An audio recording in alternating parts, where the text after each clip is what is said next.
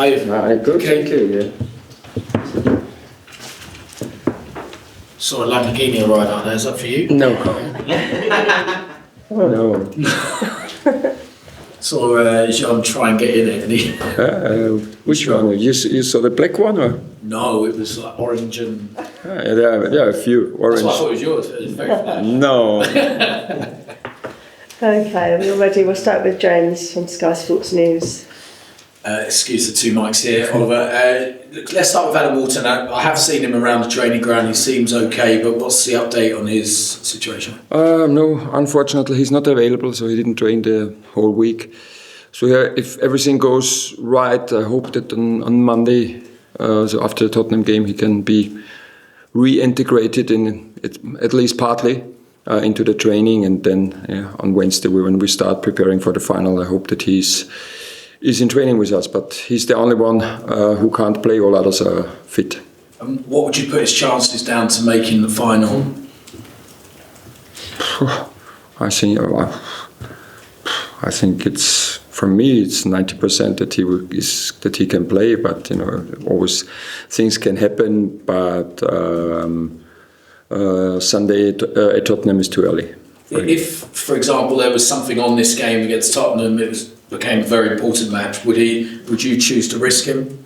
No, there's too much pain. So it's nothing about taking risk or not taking risk. It's just the pain is too much. So he can't. He has pain when he has to run, and its ligament is a little bit damaged, and and of course if he has to turn his foot, then the pain is just too much. So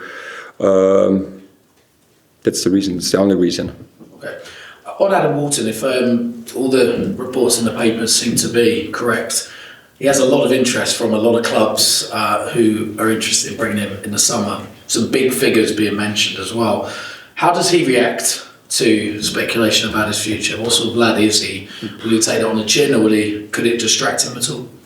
Oh, it doesn't look like so. We didn't talk about it. He didn't come and tell me that he wants to leave. So for me, and it's, I mentioned it, now is not the time to talk about individual of the future, about individuals or something. So now it's just being focused on our upcoming games, and this is what every single player. And now you can ask me about many other players, but there's so many rumors about it. It's everybody's focused, everybody's working hard. He's working hard in rehab that he can train with us next week, because he has to train, otherwise he can't play the final. So this is what he knows, and so my feeling is everybody's 100% with Crystal Palace, and this is also what we expect from every single one. So as soon as I could feel that the player is with his mindset somewhere else, so he has no chance to play anymore. You spoke previously about momentum being really important going into certainly the semi-final, and the same again for the final. Obviously winless in the last 5, but first of all, how pleased you've been with the performances, particularly Arsenal and Nottingham Forest on Monday, and also how important is it on Sunday to try and actually get over the line, turn those performances into a victory with a must-win final on the horizon next week? Well, it's not how we think about a must-win or something. No, it's now being best prepared, and it's the next game, and then we want to show the best performance that we can show. And let's say it's a little bit more or less the same situation for both teams. So first of all, congratulations to Ange and Tottenham for achieving the Europa League final, a huge achievement. And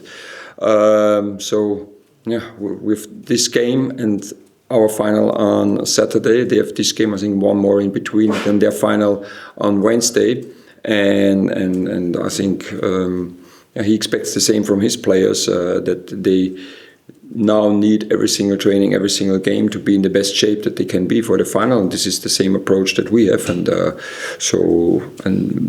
this is what the players show me every day in training. So that is, and it's we don't talk about the final, so it's really what we want, how we want to play at Tottenham, what we need to do, that we have a chance to win there, and then this is the only thoughts around. And then from Monday we start preparing for Man City.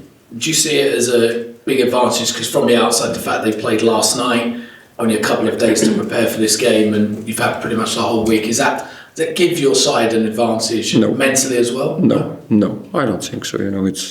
We had this. It was, I think, the semi-final against Villa was our 5th game in 2 weeks, and they had 1 more day to rest, and it was no disadvantage for us. And it's, when all these players can deal with the situation, especially with the having such a huge success here. When you win and go to a final, it's you are full of confidence, and so I think it doesn't influence the game on Sunday. Appreciate you a lot. Thank you. Thank you. Nev? Good seeing you again. Hope you're well. If anyone would have told you beginning of the season that you'll be where you are now, middle of May, very good league position, a game away from lifting a trophy, was that something part of your vision, the club's vision?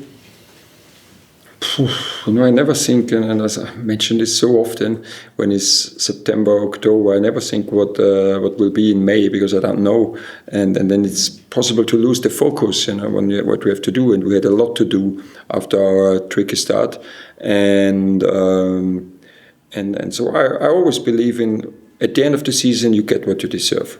And I think we deserve the final now because of our great performances in the FA Cup. I think we deserve the position in the league. Let's say the position in this league is just average for Crystal Palace, to be honest. It's 12th, so yes, the amount of points is good. And we want to go for the highest amount of points in Crystal Palace history, and this is now we have the chance, but therefore it's not just be ready in May or be ready in September. You have to be ready for over 8 or 9 months, and we were not really ready at the beginning of the season because of a few things that happened or influenced our preseason, and.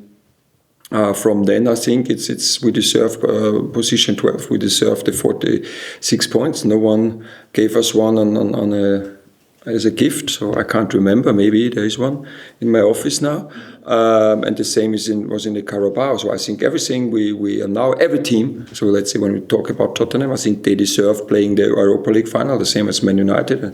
No, there's a lot of talks about it, because about their performances in the Premier League, but they deserve to play the final because I think this was the 16th game in Europe, and they were the best. One of the 2 best teams there, and it's the same with us. So everybody is there where he has to be, and for us it's the same. There is a lot of excitement now at Palace ahead of the trip to Wembley. The fans, the players, member of staff. How do you manage those expectations and the emotions as well? Because before that final, you've got a big London derby this weekend away from home. It's not so difficult here, in our. At our training ground, because we work day by day. We talk about on the pitch. We have our meetings when we prepare for the next game, and it's just business as usual. Yeah, maybe of course there's a little bit more to do with the media, with interviews for the players, for myself, but that's you can see this as a stress or something, but I think it's the best we can have. So we want to play the final. We want to have this positive stress. There's a lot of positive energy we can get from it, and this is what we can show at Tottenham. And again, the better our performance is at Tottenham, the better will be our confidence for the final. So it's always that the performance influences the next game a little bit, not just the result, because we are not really delighted with our result against Nottingham, but I think the performance, and especially the last 20-25 minutes with a lot of pressure, creating many chances, that the performance gave us confidence for the Tottenham game, and this performance will influence the confidence and the belief for the final. You know how tough it is to win the Europa League. You did it with Frankfurt a few years ago. How much respect and sympathy do you have for Ange for taking Spurs to their first European final after a few years, especially with all the injuries they had, and domestically it hasn't been easy for them? Yeah, huge respect for every single manager, for every single player. It's and Tottenham did many injuries, did many games to play, and I think they had many shitstorm to overcome. Yeah? And it's part of our job, but at the end it's. I really have a huge appreciation for Ange, how he dealt with the situation, because I know it's not so easy to always tend to stay calm, because you know what happens day by day at the training ground with your players. When you miss 7, 8, 9, 10 starters in a season, and and you try to find the reason, but usually it's not this one reason, because then everybody would solve it, and there are many circumstances, whatever. I don't know why it was, but now it looks like many are fit again. But then I think Madison got injured and it will be out for the rest of the season. So and then I think we spoke about it at the start of the season, with when England went to the Euro finals. It was a very short break for many international players, and I think it's just this is what the price many players have to pay is, because they just don't have time for rest, just don't have time for recovery.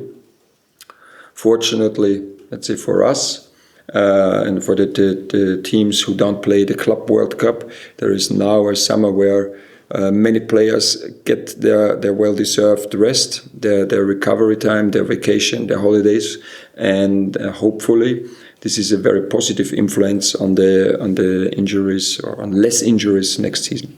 We have a Europa League final with two English sides that obviously their league position is not where they were hoping to be, but still they did very well in Europe. Do you think that's another evidence of how strong the Premier League is becoming, and how the gap between the Premier League and other strong European leagues, the gap is increasing?